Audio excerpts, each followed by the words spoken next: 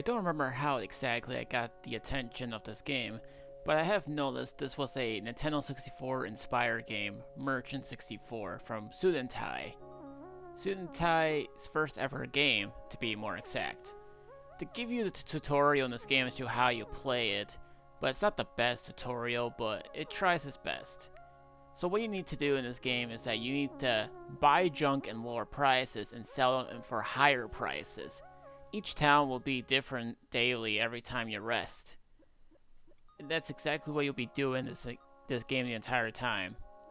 So be wandering around town and people will be asking you for deals, and then if you want to accept them you can, but I would check everybody else's deals before you go and do such thing. So in terms of like the deals too, it's like you can buy some stuff like, well, junk, or maybe sell them, or perhaps you want to get some upgrades like a fast travel, a car to sleep inside the inn, and you'll be needing these because when you sleep in town, either your items or your money will get stolen, and you don't want that to happen to you. You're also going to want to try to save as much money as possible so you can buy some of these upgrades for like the inns.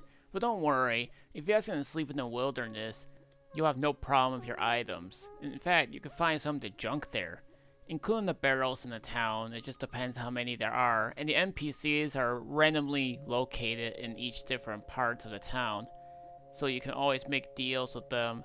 But they're all like randomized as far as I can tell, so read carefully before you make your final decision in terms of like purchasing or selling wise. Also with the money, you'll need to pay in order to travel to different places. There isn't that much places to go, unfortunately, as there's only 3 towns, and there's also a wilderness forest, which both the forest and the first town are absolutely free to travel.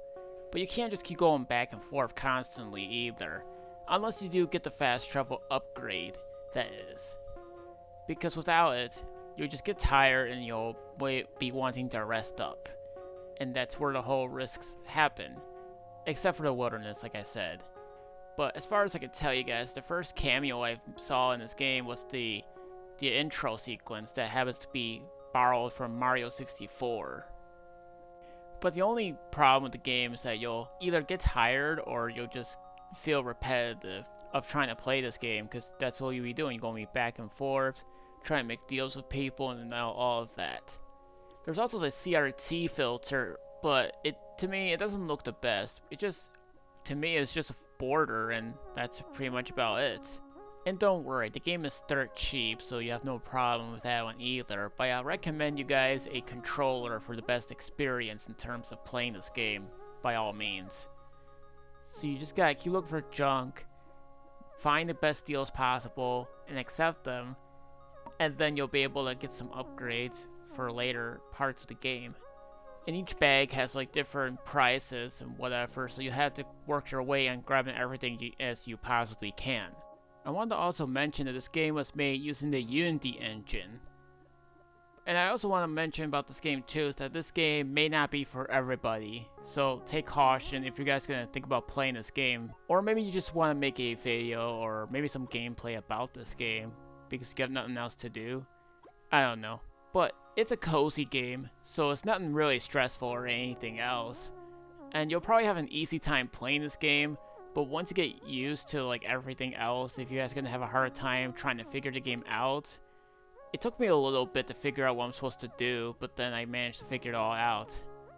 But for the game itself, it's, again, I think the budget of the monies and the towns and whatever are too expensive in terms of like upgrades in the final town of the game itself.